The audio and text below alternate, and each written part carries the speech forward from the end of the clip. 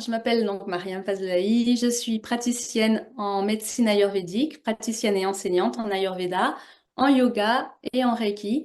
J'exerce sur la région toulousaine et également ailleurs en France parfois. Et j'amène également des personnes en Inde pour des cures ayurvédiques.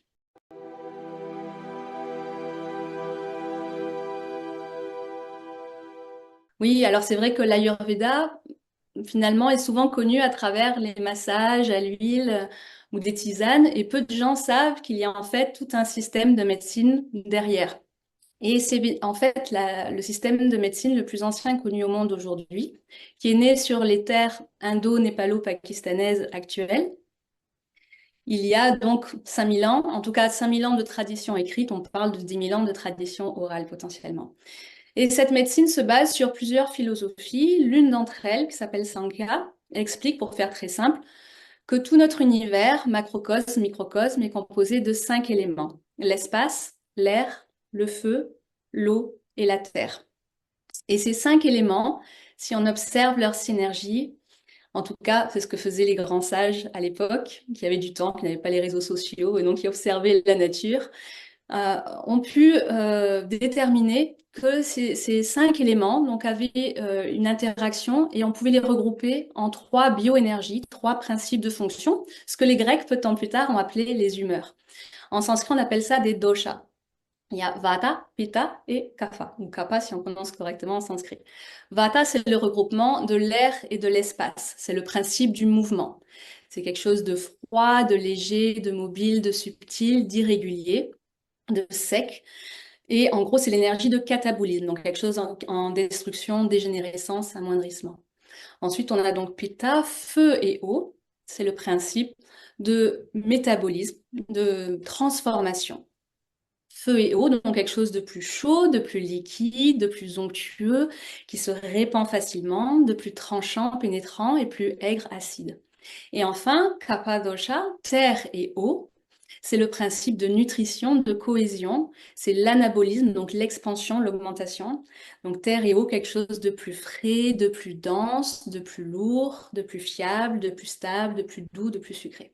Donc on a ces 3 énergies qui régulent les heures de la journée, les saisons, et qui régule nos constitutions. Donc en Ayurveda, on explique que tout être vivant est donc composé des 5 éléments et des 3 doshas, mais à des dosages quantitatifs et qualitatifs uniques qui font qu'avec le tirage au sort de la vie, on peut naître avec un des doshas qui prédomine sur les 2 autres. Parfois, on en a 2 dominants ex aequo, et parfois, on a les 3 ralatas. Et il n'y a pas de bonne ou mauvaise constitution. On est comme on est et on fait avec. Et donc, on a une constitution qui nous est propre et qui est la même pour le restant de nos jours. C'est ce qu'on appelle Prakriti. Et ensuite, au jour le jour, selon notre alimentation, notre hygiène de vie, notre niveau de stress, la saison, notre âge, mais à tout moment, on peut accumuler un peu plus de Vata et ou de Pitta et ou de Kapha que notre norme. Et c'est là où on se sent pas bien dans nos baskets.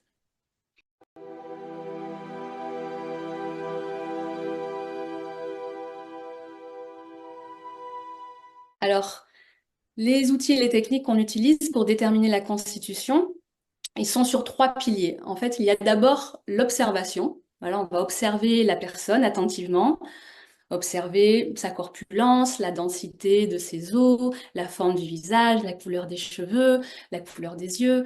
On va également lui poser des questions, vraiment l'interroger sur son appétit, sur son transit, sur son sommeil, etc., ses habitudes de vie, ce qu'elle aime, ce qu'elle n'aime pas.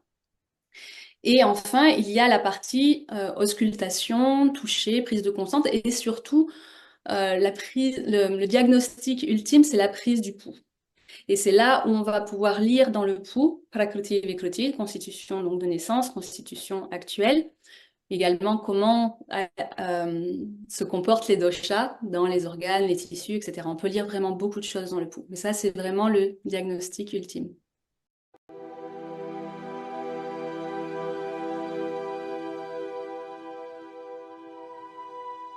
Alors, un des principes de l'Ayurveda, c'est qu'on équilibre par les qualités opposées.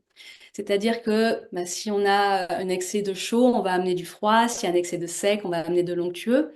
Maintenant, ce qui est un des concepts qui est difficile à comprendre en Ayurveda quand on débute, c'est quand on a un excès d'un dosha, qu'est-ce qu'on fait pour le rétablir? Parce que on peut très bien être de nature pitta, avoir une constitution avec une dominante pitta, mais avoir des déséquilibres vata.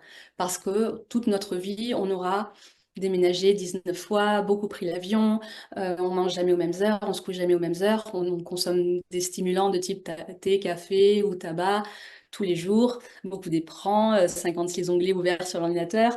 Voilà, donc stimulation, beaucoup d'air, beaucoup de mouvement. Et donc, je vais avoir des symptômes Vata, étourderie, j'apprends vite, j'oublie vite, ballonnement, constipation, peau sèche, et penser donc que je suis Vata, alors qu'en fait, à la base, je suis Pitta, mais avec un déséquilibre Vata. Donc, un praticien en Ayurveda va voir quel est le déséquilibre et d'abord s'occuper de ce déséquilibre. Et donc, en l'occurrence, dans cet exemple, je vais te donner des conseils pour rééquilibrer Vata. Donc, je vais amener des qualités opposées. Et vu que Vata est froid, sec, léger, mobile, et bien, je vais essayer d'amener du chaud, du cuit, de l'onctueux, de l'enveloppant.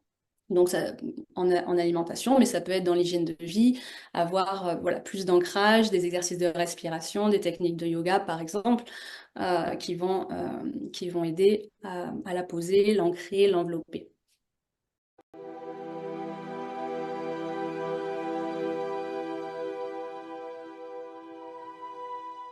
Agni, le feu digestif, c'est un des concepts fondamentaux dans l'Ayurveda. Il est même certainement plus important que les trois doshas. Qu'est-ce que c'est que ce feu digestif? Eh bien, on peut visualiser ça comme un feu de camp dans l'estomac, ce qui est une manière poétique de décrire les sucs gastriques. Donc, on veut que ce feu de camp brûle de manière constante et régulière pour pouvoir à tout moment transformer autant la nourriture en nutriments que les expériences de la vie en émotions qui circulent bien. Parce qu'en Ayurveda, on ne dit pas tant qu'on est ce qu'on mange, on dit qu'on est ce qu'on digère. Et il y a une différence fondamentale parce qu'en effet, on peut très bien manger quelque chose de sain.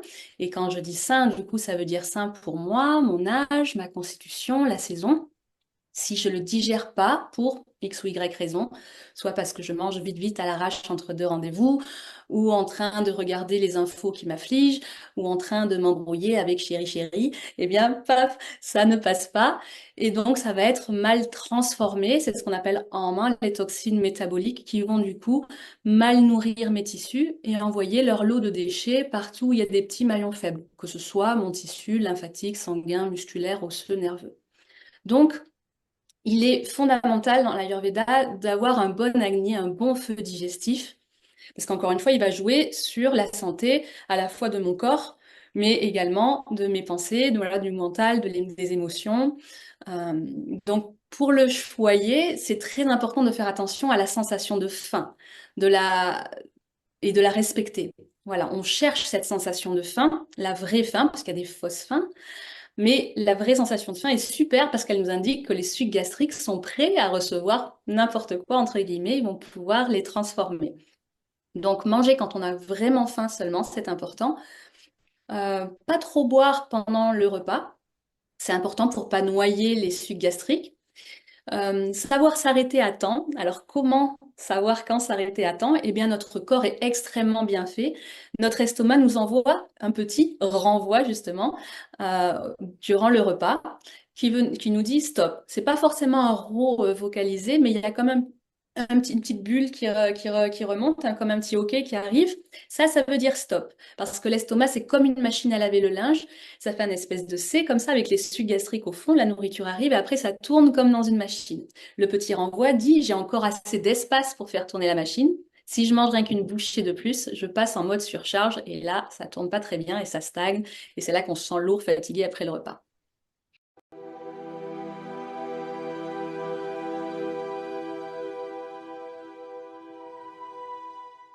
Bien sûr, ça, je vais adapter en fonction de ce que j'estime être le plus important et vraiment aller à la racine du problème, donc chez les personnes qui viennent me consulter.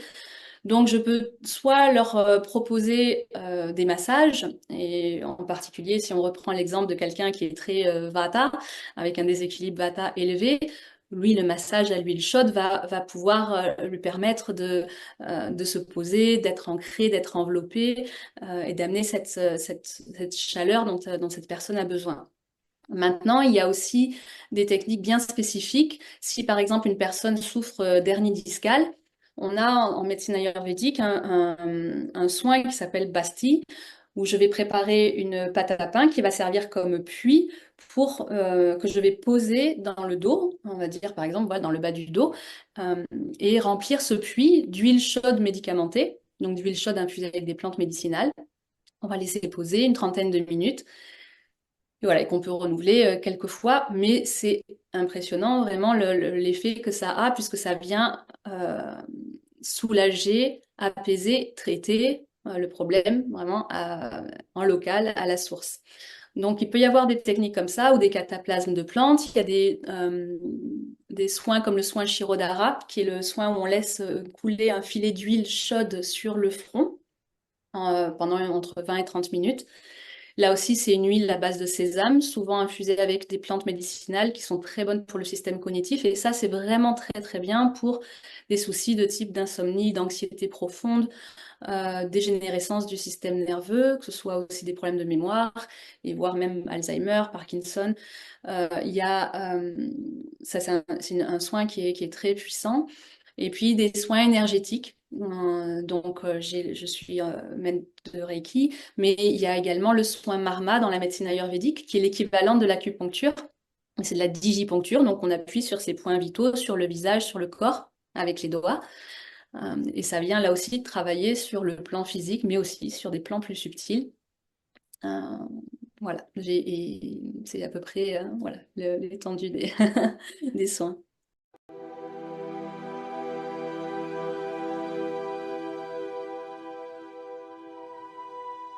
Oui, alors justement, celui-là, en fait, donc Mamtananda, c'est le nom que m'a donné un de mes maîtres de yoga euh, en Inde, il y a environ 11 ans de ça, et qui veut dire donc l'amour maternel divin.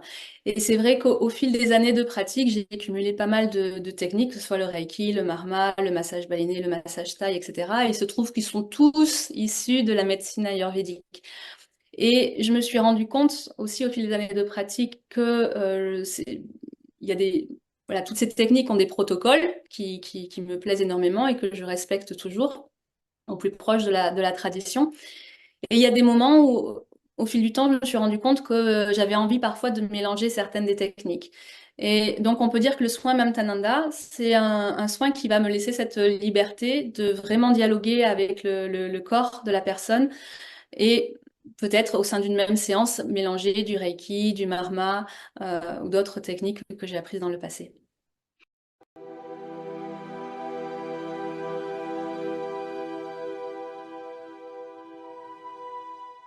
Oui, alors l'Ayur Yoga, c'est donc un yoga ayurvédique qui a été développé par mon professeur, mon maître indien, Dr. Lad, avec qui j'ai étudié aux États-Unis et en Inde.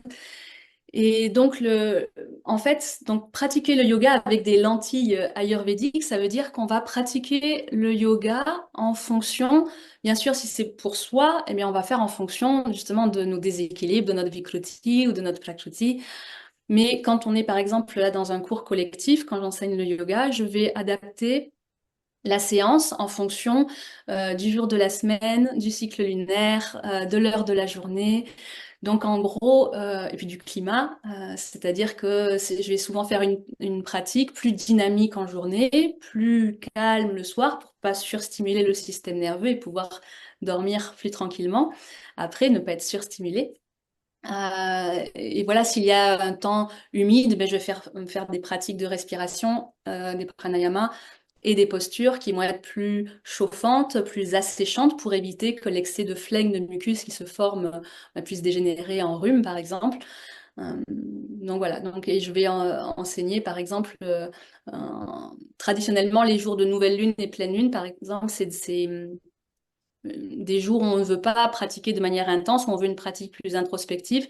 Et c'est là où je vais, par exemple, enseigner le yin yoga, parce que c'est un yoga très lent. On va garder les postures plus longtemps et ça permet justement d'être dans ce mode un peu d'introspection, de ne pas pousser son corps trop loin, de s'écouter.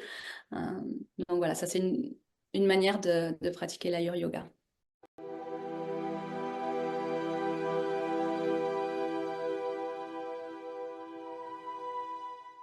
Alors, le panchakarma, ce n'est pas pour les faibles d'esprit et les faibles de cœur.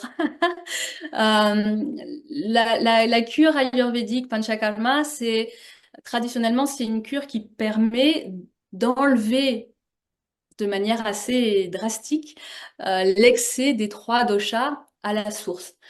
Quand je dis à la source, c'est-à-dire que la maison mère de Vata, c'est le côlon, Pitta, sa maison mère, c'est les intestins, Kapha, c'est l'estomac et les poumons. Mucus, feu, air.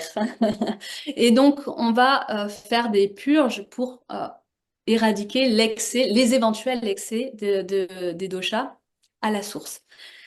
Et il y a toute une phase de préparation et de récupération.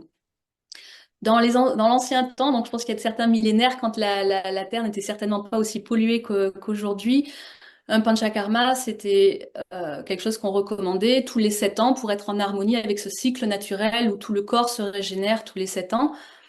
Dans le monde dans lequel on vit, faire un panchakarma tous les ans ou tous les 2 ans, ce serait pas du luxe, mais on peut pas tous faire ça, aller en Inde aussi régulièrement.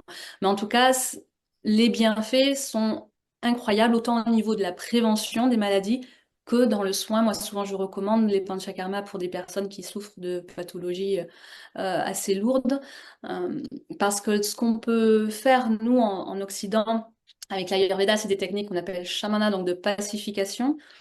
Donc on peut réduire un petit peu les doshas, essayer de manager, pas éviter que ça se répande trop, les déséquilibres. Mais encore une fois, cette technique plus radicale est vraiment très, très efficace. Les bienfaits, surtout même si jusqu'à 6 mois, et en fait 6 mois après la cure, c'est là qu'on peut voir presque le maximum des effets, parce qu'il faut que après ce nettoyage profond, il faut que les tissus se régénèrent. Et en partant du principe qu'on a essayé d'avoir une bonne alimentation, hygiène de vie, pas trop de stress après la cure, c'est là qu'on peut avoir voilà, paraître plus jeune et avoir plus d'énergie et se prévenir des maladies lourdes.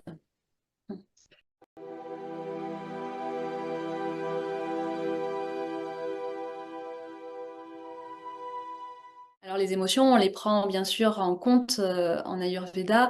Elles vont nous servir un peu d'indicateur sur les éventuels déséquilibres doshiques. Par exemple, comme la peur, l'anxiété va être liée à Vata, la colère, l'irritabilité à Pitta, et la tristesse ou la déprime, le chagrin plutôt à Kapha. Mais les émotions sont naturelles, elles sont normales. C'est quand elles sont vraiment excessives que ça va évidemment poser problème. Et donc on a à travers toutes les différentes techniques énumérées avant, on peut euh, essayer de ramener un équilibre même au niveau donc émotionnel, travailler sur le psychologique, le mental. Mais ça fait partie, en tout cas, l'Ayurveda voit la bonne santé de manière globale, holistique. C'est-à-dire qu'une personne, elle peut être en bonne santé physique, mais si le mental et les émotions, ça va pas, on va pas estimer qu'elle est en bonne santé. Donc, c'est vraiment quelque chose de très important.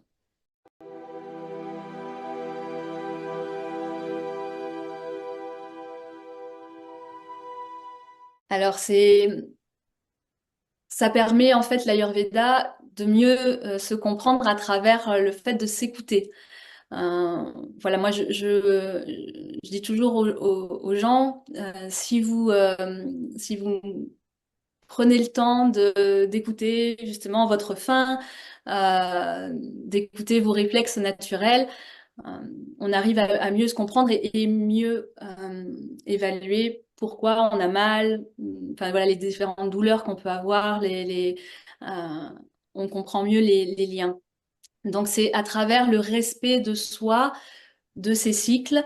Quand je dis de ces cycles, c'est vraiment le cycle circadien, le cycle dans la journée. Je vais me coucher si je suis fatiguée, je mange quand j'ai faim, le reste, enfin, des cycles menstruels pour une femme. Ça me permet de se relier à la nature, au cycle naturel, et donc finalement à retrouver cette reliance avec le réel, c'est-à-dire la nature. Donc voilà, par l'observation, la douceur, la tolérance, le respect de soi, on arrive donc à mieux se comprendre sur tous les plans et à mieux comprendre notre entourage, et ça, c'est pas rien.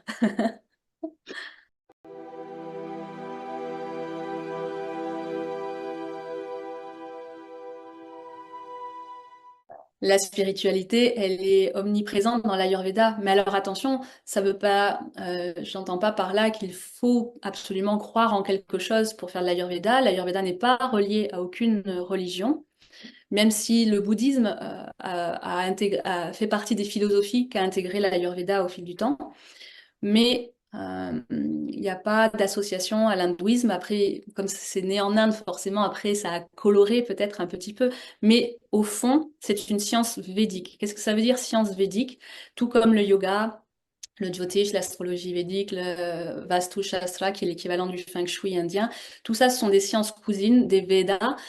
Et les Védas, c'est en fait des sciences qui sont basées sur ils honorent les cinq éléments. Et c'est ça finalement, et la nature finalement. Donc c'est ça la spiritualité. C'est à travers tout ce que je fais, tout ce que je pense, je vais honorer l'élément espace, air, feu en moi. Donc à travers ça, on peut dire que la spiritualité est partout dans l'Ayurveda. Notre exemple, c'est que les textes classiques nous parlent de l'importance de ce qu'on appelle bhavana, infuser des bonnes énergies, des bonnes intentions dans tout ce qu'on fait.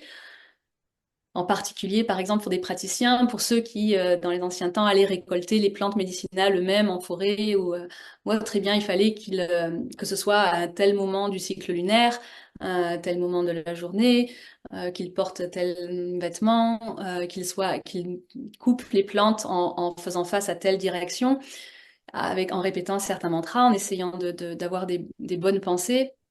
Voilà, pour honorer la nature, remercier la nature de nous donner tout ce qu'elle nous donne. Donc voilà, donc en ce sens, voilà, tout est sacré et il y a la spiritualité partout.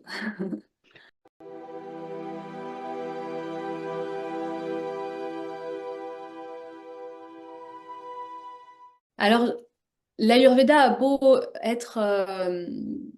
avoir des milliers d'années, c'est une science véritablement universelle et intemporelle.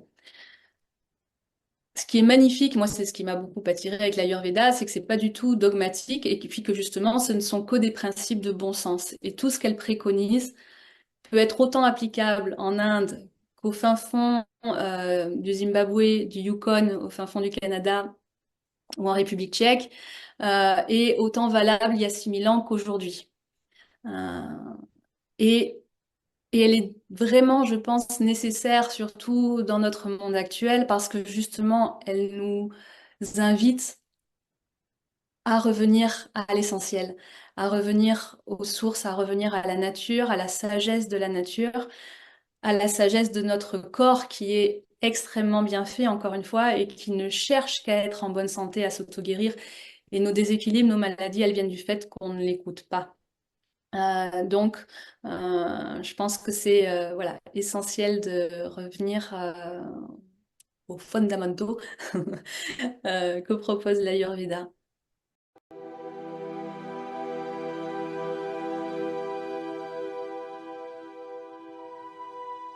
Alors, ça a été des découvertes relativement tardives dans mon parcours.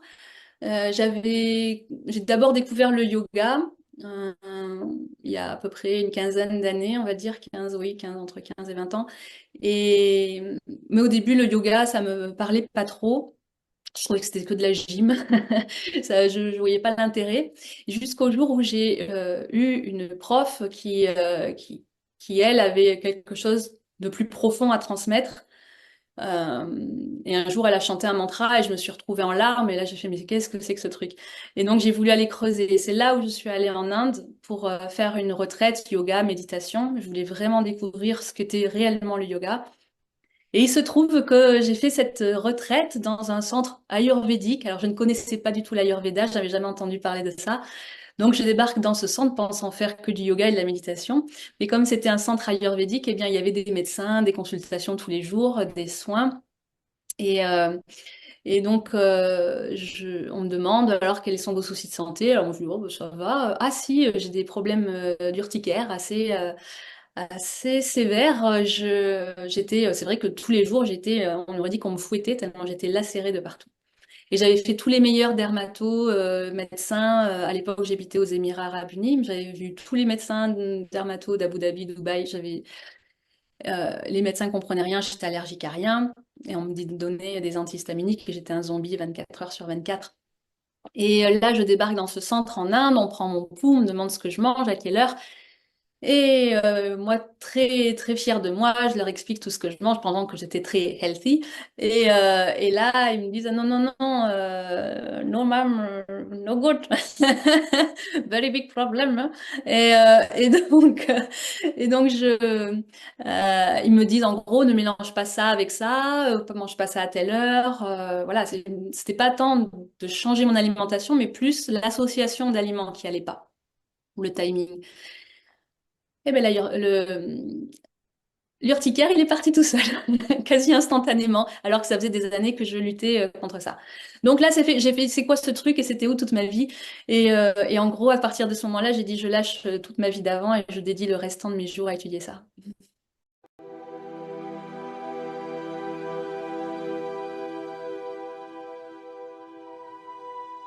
Alors, j'ai eu la chance de découvrir, de commencer mes cours d'Ayurveda avec une formidable médecin d'Ayurveda, Jayashree Limber, Vancouver, au Canada.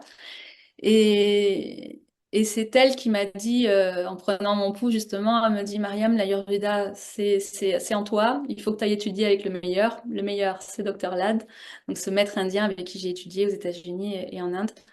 Donc entre-temps, avant ça, j'étais repartie en Inde, j'ai approfondi mes études de yoga d'abord, et je suis ensuite partie aux États-Unis, étudier avec Dr. Lad. Donc c'est ça qui a été aussi une grande, grande chance et une influence significative, parce que Dr. Lad a cette double casquette d'être à la fois un médecin, d'avoir cette formation à la fois universitaire et de Vaidya, c'est-à-dire d'avoir reçu les enseignements comme on les recevait il y a des milliers d'années avec des maîtres, rester auprès du maître et apprendre toutes les sciences védiques. Parce que l'Ayurveda, c'est la science de la vie. Euh, et donc on s'intéresse à tout. C'est un grand panel d'intérêts.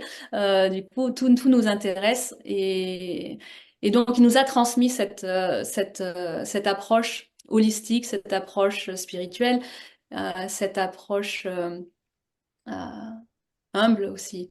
Tous mes maîtres que j'ai eus après au Népal également, un autre Canadien, Todd Caldecott et Vaidya Madhu Bhattacharya et Dr Sarita Shrestha, toutes ces personnes, c'est des personnes euh, qui ont de grand renom, mais surtout qui ont tous ce point commun, en tout cas ce qui m'a attiré vers eux, je pense au final, c'est leur dévotion et leur humilité à la pratique.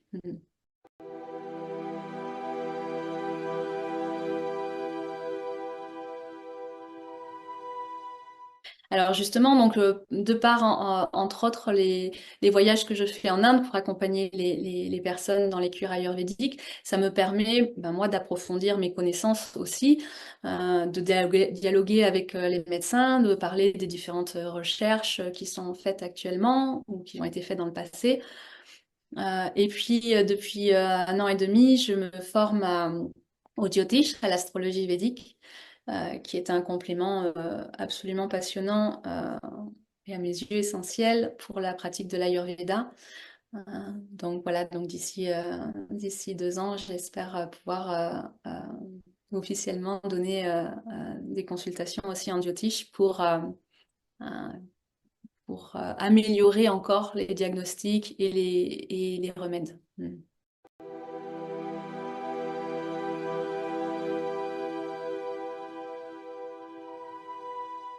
Alors, les retours, ils sont tous positifs. Mais donc, si on se base sur les consultations, ce qu'on me dit le plus souvent, c'est que les gens sont très contents, ils ressortent ravis, parce que souvent, ils ont beaucoup ri, mais aussi, surtout, parce qu'ils ont appris beaucoup de choses. Ils sont très contents parce qu'ils repartent, ils ont appris plein de choses. Et ils sentent que les remèdes, ou les conseils que je donne sont très pratico-pratiques, très faciles à mettre en place. Euh, et voilà, c'est pas quelque chose qui semble devoir révolutionner leur vie complètement. C'est en les mettant en place qu'ils voient que ça révolutionne tout. Mais au départ, c'est des petits conseils très très simples à mettre en place.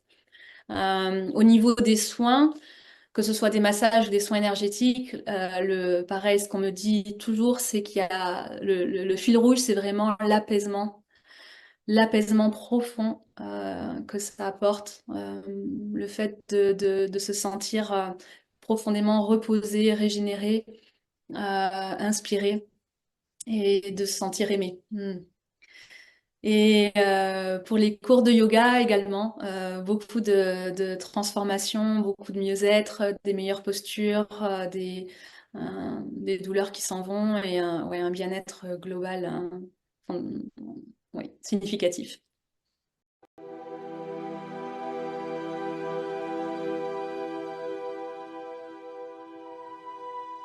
Message clé.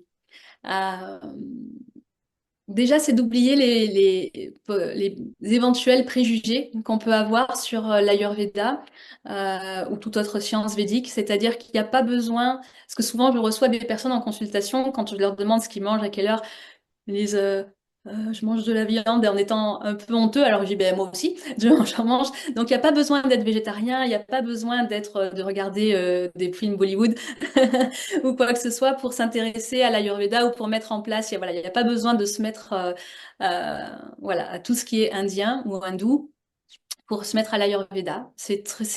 L'Ayurveda, encore une fois, c'est la science de la vie et du vivant. C'est ça vraiment aussi le message clé. C'est si on a envie de mettre plus de vie dans notre vie, de raviver la flamme, de raviver cette agni, euh, de prendre soin de ce vivant et d'avoir une longue vie heureuse et en bonne santé, parce que c'est ça un des principes fondamentaux de l'Ayurveda. Ça fait partie des textes classiques, que tous ceux qui aspirent à avoir une longue vie heureuse et en bonne santé devraient s'intéresser à l'Ayurveda parce qu'il y a plein de clés dedans. Donc c'est vraiment ça. Et c'est vraiment un patrimoine de l'humanité, cette médecine, et je trouve que ce serait dommage de passer à côté. Mais après, on fait ce qu'on veut.